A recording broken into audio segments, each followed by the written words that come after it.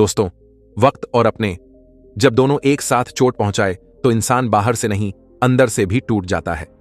आज की जो कहानी मैं आपको सुनाने जा रहा हूं, इस कहानी से हमें यह सीखने को मिलने वाला है कि किस तरह से हम लोगों से धोखा खाने से बच सकते हैं। ऐसी कौन सी चीजें हैं, ऐसी कौन सी बातें हैं जिसे हमें हमेशा ध्यान में रखना चाहिए ताकि हम अपने आने वाले समय में अपने ही लोगों से धोखा खाने से बच सके। बहुत समय पहले की बात है। एक गांव में एक युवक रहता था। वह शिकारी था, लेकिन वह दूसरे शिकारियों की तरह नहीं था। उसने अपनी पूरी जिंदगी में कभी किसी जानवर को नहीं मारा था। वह किसी जानवर को मार ही नहीं पाता था। बस उसके पास एक जाल था और एक बांसुरी थी जिस पर वह बहुत सुरीली धुन बजाया करता था। वह रोजाना जंगल में जाता और जाल बिछा के कुछ दूर चला आता और जाल से कुछ दूर जाकर बांसुरी बजाने लगता। उसकी बांसुरी की मधुर आवाज सुनकर परिंदे उड़ते चले आते। वह इंतजार करता और जैसे ही कोई परिंदा उसके जाल के पास आता, वह रस्सी खींचकर उसे जाल में बंद कर लेता। फिर वह अपने घर चला आता। वह उस परिंदे को दाना खिलाता, उनका ख्याल रखता और उनकी प्यारी प्यारी आवाजें सुनता। जब कभी उसे पैसों की जरूरत पड़ती तो वह उनमें से 2-3 परिंदे बेच देता। परिंदों के इस शिकारी का एक बेटा था जिसका नाम कबीर था। कबीर अभी छोटा ही था कि एक दिन उसके पिताजी बीमार हो गए और उसका देहांत हो गया। अब कबीर और उसकी अम्मी अब दोनों अकेले रहते थे। उनके पास जो पैसे थे वह जल्द ही खत्म हो गए और उनके पास खाने को कुछ ना रहा। जिंदगी बड़ी मुश्किल से गुजरने लगी। कबीर छोटा था मगर बहुत हिम्मत और साहस वाला था। वो कामकाज में अपनी अम्मी की मदद करता और जो वक्त मिलता उसमें वह जंगल चला जाता जहां उसके पिताजी परिंदे पकड़ा करते थे। आखिर एक दिन उसने अपनी मां से कहा कि मां, अब मैं बच्चा नहीं रहा। अब मैं 16 साल का हो गया हूं। पिताजी के जाने के बाद आपने बहुत मेहनत की है। अब आप मुझे पिताजी का जाल और बांसुरी ला दीजिए। कल से मैं भी जंगल जाकर परिंदे पकड़ूंगा। उसकी मां जानती थी कि वह बड़ा बहादुर लड़का है और जंगल का चप्पा चप्पा उसने देख रखा है, इसलिए उन्होंने उसे बांसुरी और जाल लाकर दे दिया। अगली सुबह कबीर जल्दी उठ गया और जंगल में चला गया। उसे ना किसी चीज का भय था और ना ही यह ख्याल के रास्ता भूल जाऊंगा, क्योंकि वह जंगल के एक एक हिस्से को पहचानता था। वो घने जंगल में दूर तक निकल गया और बांसुरी बजाने लगा, लेकिन पूरे दिन में एक परिंदा भी उसके पास नहीं आया। आखिर जंगल में शाम का अंधेरा फैलने लगा तो वह थका हारा खाली हाथ घर लौट आया। उसकी मां जानती थी कि यही होगा। परिंदे पकड़ना इतना आसान नहीं है कि कोई एक ही दिन में यह काम सीख ले। उन्होंने बेटे को तसल्ली दी और समझाया कि बेटे, तुम्हारे पिताजी भी तुरंत परिंदे पकड़ने में माहिर नहीं हो गए थे। अभी तुम्हें इस काम को सीखने में बहुत मेहनत करनी होगी। कबीर हिम्मत हारने वाला नहीं था।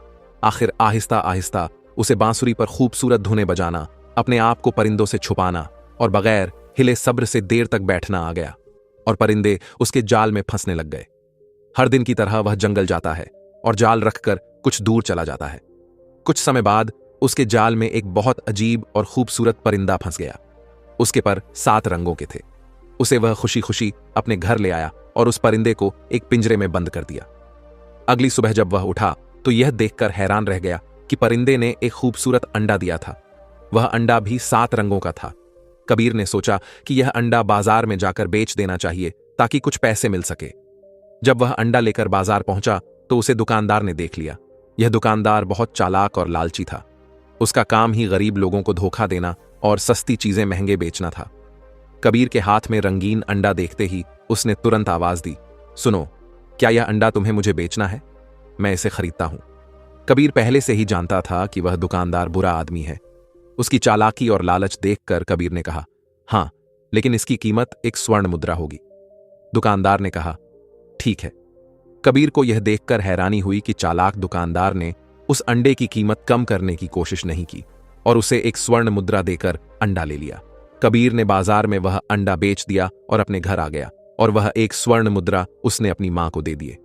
अगली सुबह उसने देखा कि परिंदे ने फिर एक वैसा ही रंगीन अंडा दिया है। यह अंडा भी उसने बाजार जाके उस चालाक दुकानदार को बेच दिया।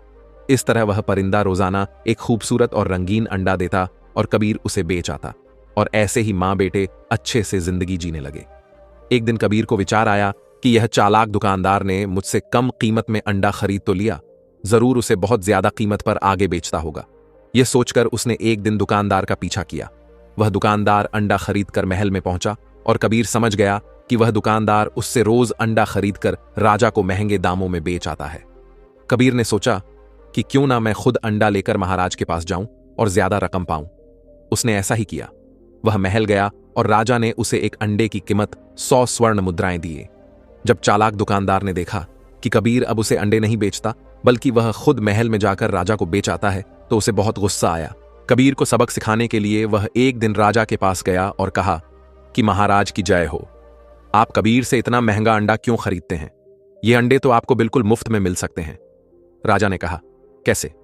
दुकानदार ने कहा, महाराज, कबीर के पास एक अजीब और खूबसूरत परिंदा है जो हर रोज यह अंडे देता है। आप उससे यह परिंदा छीन लीजिए, उसके बाद आपके पास वो परिंदा मुफ्त में होगा। राजा ने अपने सैनिकों को हुक्म दिया कि वह परिंदा तुरंत ले आओ। कुछ देर बाद सैनिक कबीर के घर गए वह परिंदा लेने के लिए। कबीर समझ गया कि यह चालाक दुकानदार की शरारत है, क्योंकि राजा इतना बेवकूफ है कि वह कभी यह नहीं सोच सकता कि अंडे कहां से आते हैं। लेकिन वह मजबूर था, क्योंकि राजा का हुक्म न मानने पर उसे कोई सख्त सजा भी दे सकता था। इसलिए कबीर ने अपना परिंदा राजा को दे दिया। लेकिन उसने हिम्मत नहीं हारी। उसने अपनी बांसुरी और जाल उठाया और अगले दिन जंगल में चला गया। उसने ऐसी मधुर बांसुरी बजाई कि जंगल के कोने कोने से परिंदे निकलकर उसके पास आने लगे। उसके जाल में कभी कबूतर फंसता, कभी बुलबुल तो कभी तीतर। कबीर उनको बेच देता और अब दोनों मां बेटे हंसी खुशी जिंदगी गुजारने लगे। कबीर अब पूरे शहर में मशहूर हो गया। जब किसी को कोई परिंदा पालना होता, वह कबीर के पास आता और उससे परिंदा खरीद लेता। चालाक दुकानदार ने यह सब देखा तो उसने कबीर से कहा कि यह परिंदा तुम मुझे बेचा करो। कबीर समझ गया कि वह इससे परिंदे सस्ते खरीदकर लोगों को महंगा बेचेगा, इसलिए उसने मना कर दिया। चालाक दुकानदार को बहुत गुस्सा आया। वह राजा के पास गया और उसने कहा कि महाराज, आपने जो परिंदा कबीर से लिया था वह अकेला होने की वजह से उदास रहता है। आप कबीर से कहिए कि ऐसा ही एक और परिंदा पकड़ लाए ताकि आपका परिंदा अपने साथी के साथ खुश रहे। राजा थोड़ा मंदबुद्धि का था, तो उसने सोचा कि दुकानदार ठीक कहता है। उसने कबीर को बुलवाया और उसे हुक्म दिया कि हम चाहते हैं कि तुम हमारे परिंदे का साथी ऐसा ही एक और परिंदा पकड़ लाओ, वरना तुम्हारी खैर नहीं। कबीर ने कुछ कहने की कोशिश की, लेकिन राजा ने कहा कि मैं एक शब्द भी नहीं सुनना चाहता। मैं तुम्हें 30 दिन की मोहलत देता हूं। अगर तुम इन 30 दिनों के अंदर अंदर ऐसा ही एक और परिंदा ना लाए तो तुमको जान से मार दिया जाएगा।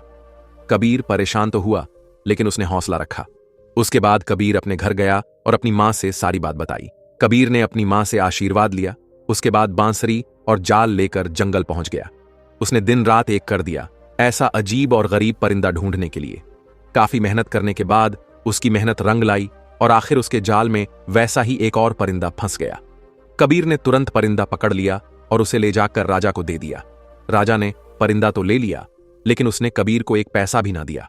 कबीर समझ गया कि राजा भी दुकानदार की तरह है। फर्क यह है कि दुकानदार चालाक है और यह राजा बेवकूफ है।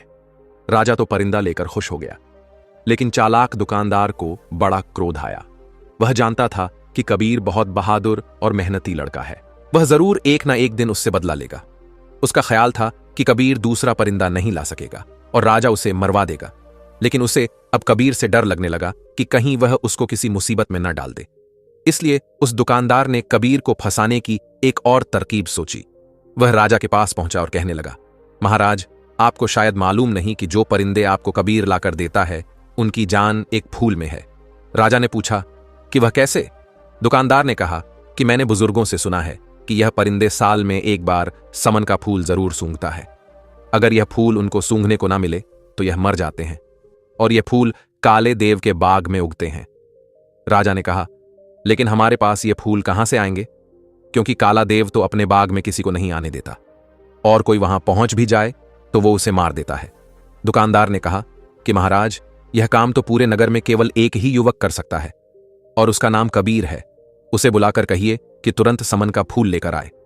राजा ने फिर वही किया जो दुकानदार ने कहा था, यानी राजा ने कबीर को बुलवाकर कहा कि तुम काले देव के बाग में जाओ और हमारे परिंदों के लिए समन का फूल लेकर आओ, वरना मेरे परिंदे मर जाएंगे। कबीर ने कहा कि महाराज, मैंने अपना परिंदा आपको दे दिया है। आपने कहा उसका साथी लाओ, मैंने वह भी कर दिया, लेकिन आपका यह आदेश अजीब है। मुझे तो यह मालूम नहीं कि काले देव का बाग कहां है। राजा ने जवाब दिया कि यह तो तुम उस दुकानदार से पूछो, उसे सब मालूम है। कबीर ने कहा कि महाराज, अगर दुकानदार इतना ही होशियार है और उसे सब मालूम है तो उससे कहिए कि खुद समन का फूल लेकर आए। राजा ने कहा कि नहीं, दुकानदार कहता है कि सिर्फ तुम ही यह काम कर सकते हो। और अगर मेरे परिंदे मर गए तो मैं तुम्हें और तुम्हारी मां को मरवा दूंगा।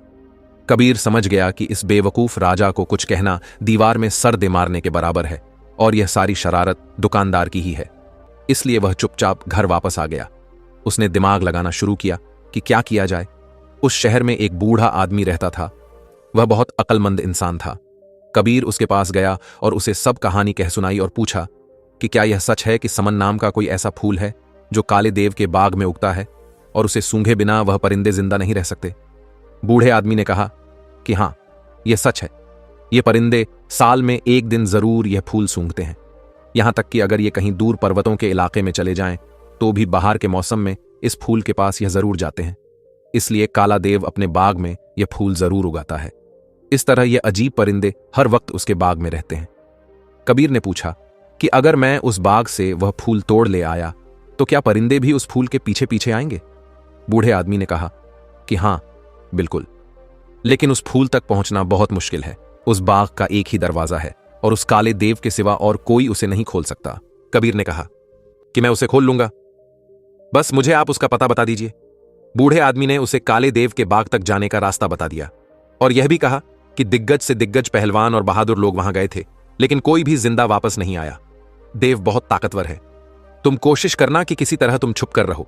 अगर वह तुम्हें देख ना सका तो तुम्हारी जीत होगी, वरना वह तुम्हें मार देगा। कबीर ने हर बात अच्छी तरह से सुन ली और समझ ली और अगले दिन सुबह ही जाने को तैयार हो गया। वह अब अपने गांव से काफी दूर निकल आया था। वह चलता गया। आखिरकार वह काले देव के बाग तक पहुंच ही गया। वहां पहुंचकर उसने देखा कि बाग का एक ही दरवाजा था जो बहुत विशाल था और दिग्गज चट्टानों को मिलाकर बनाया गया था। कई पहलवान मिलकर भी उसको हिला नहीं सकते थे। वह दरवाजे के पास बैठ गया, लेकिन वह इतना थका हुआ था कि उसे तुरंत नींद आ गई। उसकी आंख शोर से खुली। शोर ऐसा था कि लगता था कि जैसे आंधी आ रही है। शोर करीब आता जा रहा था। वह समझ गया कि काला देव बाग के अंदर जा रहा है। वह तुरंत छुप गया ताकि काला देव उसे ना देख सके और उसके करीब से गुजर गया। कबीर को ऐसा लगा कि जैसे कोई पर्वत उसके बराबर से गुजर कर जा रहा है। देव ने बाग का दरवाजा खोला। कबीर सांस रोके दबे पांव उसके पीछे पीछे चला और जैसे ही वह बगीचे के अंदर गया, कबीर भी अंदर चला गया और तुरंत एक झाड़ी के पीछे छुप गया। जंगल में परिंदे पकड़ने के काम में उसे बहुत देर तक हिले बगैर छुप कर रहना पड़ता था। यह आदत उसे यहां बहुत काम आई। देव को पता भी नहीं चला कि कोई उसके पीछे पीछे बाग के अंदर आ गया। वह बाग बहुत खूबसूरत था। उसमें अजीब अजीब रंग के ऐसे फूल थे कि कबीर दंग रह गया। उसमें ऐसे परिंदे थे जो उसने पहले कभी नहीं देखे थे। कबीर वहीं छुपा रहा। सुबह काला देव फिर बाहर आया। शायद वह शिकार की तलाश में बाहर जा रहा था।